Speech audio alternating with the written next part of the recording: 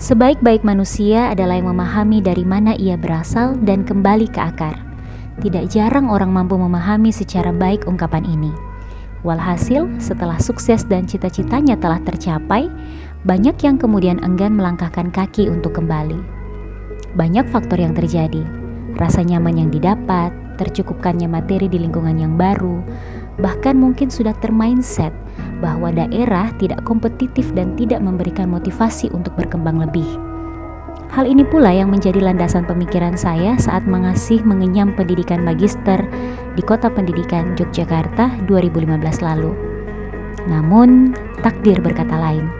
Seolah-olah Allah memerintahkan saya harus pulang kembali ke kampung halaman untuk mengabdi pada daerah tercinta, Masamba, Sulawesi Selatan.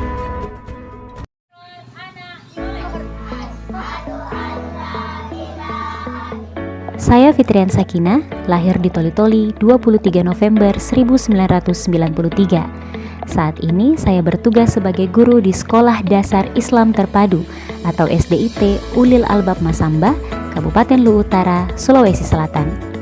Mengemban amanah ini tidaklah mudah, mengingat status pendidikan terakhir saya adalah Magister Ilmu Komunikasi yang notabene bukan dari dunia pendidikan maupun keguruan serta minim akan pengalaman.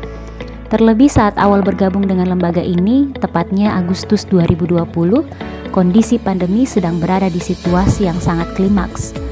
Tercatat, Agustus 2020 Indonesia mencapai 125.000 kasus COVID. Pengalaman perdana menjadi seorang guru SD kala itu terhadapkan pada metode belajar daring yang luar biasa tantangannya. Namun, sekolah ini begitu percaya bahwa saya dapat menjalankan peran ini secara baik dengan memberikan tugas awal sebagai pengajar di kelas 1 SD kala itu. Menjadi wali kelas sekaligus guru mata pelajaran selama setahun terakhir di siswa kelas 1 SD menjadi tantangan tersendiri. Tanggung jawab menyelesaikan materi sesuai dengan kurikulum bukanlah satu-satunya target yang harus saya penuhi. Sebab lebih utama adalah saya memastikan terlebih dahulu bahwa siswa mampu mengeja huruf, membaca, dan berhitung dengan baik. Kenyataan awal yang saya hadapi ialah lebih dari 90% siswa saat itu belum mampu membaca dan berhitung. Tutupnya sekolah dalam kondisi pandemi menjadi situasi yang cukup sulit untuk mengajarkan anak-anak cara membaca dan berhitung dengan lancar. Hasil penelitian Price atau Research of Improvement of System Education menunjukkan bahwa siswa kelas 1 SD yang melewatkan waktu belajar selama 6 bulan berpotensi kemampuannya tertinggal hingga 2,2 tahun. Hal ini pun menjadi motivasi bagi saya untuk mencari formula dan metode mengajar yang tepat bagi anak-anak agar tidak mengalami kondisi learning loss di tengah pandemi. The Education and Development Forum tahun 2020 mengartikan bahwa learning loss adalah situasi di mana peserta didik kehilangan pengetahuan dan keterampilan baik umum atau khusus, atau kemunduran secara akademis yang terjadi karena kesenjangan yang berkepanjangan atau ketidakberlangsungannya proses pendidikan. Metode mengajar via daring dan home visit pun menjadi formula awal sekolah kami untuk mengatasi learning loss saat itu. Membuat konten bahan ajar dan diupload di media sosial secara rutin adalah salah satu cara agar interaksi saya dan siswa tetap terjaga. Bekerja sama setiap hari dengan orang tua guna memastikan anak menonton video pembelajaran, belajar membaca dan berhitung, serta mengerjakan tugas hariannya. Tak dipungkiri, metode daring seperti ini cukup membuat jenuh anak, terlebih pada siswa kelas 1 SD. Sehingga metode lainnya yang kami gunakan ialah melakukan home visit atau kunjungan ke rumah siswa di pekan berikutnya. Tujuannya ialah agar saya bisa bertemu langsung dengan siswa untuk memastikan bahwa mereka memahami materi pelajaran selama daring. Sebab tidak dipungkiri, mengajarkan anak-anak membaca dan berhitung hanya melalui media pembelajaran tidaklah cukup. Personal touch sangat diperlukan, bukan hanya pada proses transfer ilmu, tapi juga turut memberikan motivasi kepada siswa secara langsung agar mereka tetap bersemangat walaupun dengan kondisi yang serba terbatas. Agustus 2021, Menteri Pendidikan mengumumkan izin pertemuan tatap muka terbatas atau PTMT. Kabar ini kemudian lanjut ke daerah kami, Luwu Utara, yang mengeluarkan informasi serupa bahwa sekolah boleh melakukan pertemuan tatap muka. Semua ini terasa menjadi angin segar bagi sekolah kami. Terlebih, SDIT Ulil Albab, tempat saya mengabdi, adalah sekolah yang tak hanya menerapkan kurikulum standar pemerintah, yakni K13, tetapi juga menerapkan kurikulum kekhasan Islam terpadu yang memiliki beberapa program khas pembelajaran yang menjadi capaian siswa.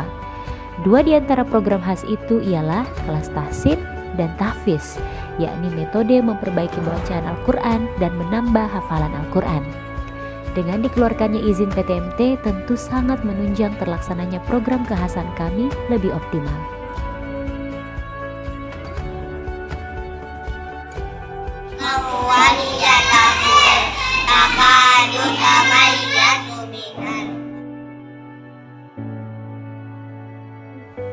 Jumlah siswa yang kami miliki tidak sebanyak sekolah-sekolah negeri pada umumnya. Dengan kuota siswa tiap kelas yang cukup ideal, yakni rata-rata 14-19 orang, sangat memungkinkan melakukan tatap muka. Walaupun begitu, awal PTMT ini diberlakukan, kami tetap melaksanakan metode shift masuk bagi siswa dengan alokasi waktu belajar selama 2 jam per shift. Serta di hari lain, anak-anak tetap diberikan materi pembelajaran untuk di rumah di bawah pengawasan orang tua mereka secara langsung. Perlahan namun pasti, sekolah kami sangat semangat menyambut pelaksanaan PTMT ini. Begitupun dengan siswa dan orang tua wali. Proses transfer ilmu dan pembinaan pun dapat kami lakukan secara langsung. Kelas-kelas khusus seperti tahsin, tahfiz, dan kelas umum tematik juga berjalan walaupun dengan waktu yang terbatas. Komunikasi dengan orang tua melalui grup media sosial pun tetap kami jalankan, sebab hal ini sudah terbangun sejak di masa pandemi. Kebijakan PTMT ini tidak kami sia-siakan. Tidak hanya pengoptimalan proses pembelajaran di kelas, namun kami juga mulai mengaktifkan kegiatan pembinaan sedikit demi sedikit. Pembinaan karakter dan kebiasaan baik seperti melaksanakan sholat duha sebelum memulai kelas, murojaah atau pengulangan hafalan hadis dan surah adalah kultur yang kembali coba kami bangun kepada siswa. Sebab hal ini sejalan dengan visi lembaga kami, yaitu membentuk generasi Qur'ani berjiwa kepemimpinan. Agar anak-anak tidak hanya memiliki kemampuan kognitif yang baik, namun juga tetap berakhlakul karimah di kondisi saat ini dan seterusnya. Harapan saya sebagai tenaga pendidik, PTMT tetap terus dilaksanakan. Semoga situasi kian membaik, pandemi segera berakhir, aturan tatap muka pun bisa sepenuhnya berjalan tanpa adanya pembatasan. Karena pelajaran yang sangat berarti yang saya rasakan selama pandemi ini ialah bertemu dan berinteraksi bersama siswa kembali setelah terpisah oleh kondisi yang cukup panjang adalah hal yang sangat berharga. Pelajaran lain yang saya peroleh khusus untuk diri saya pribadi ialah kembali ke kampung halaman dan bisa memberikan kontribusi adalah hal yang tak ternilai dengan apapun. Sebab bukan tergantung di mana kita berada, tapi sejauh mana keberadaan kita dapat bermanfaat untuk orang lain. Layaknya burung yang terbang tinggi akan tetap kembali ke peraduannya. Selamat Hari Guru untuk para guru di Indonesia. Tetaplah bergerak dari hati, pulihkan pendidikan untuk mencerdaskan kehidupan bangsa.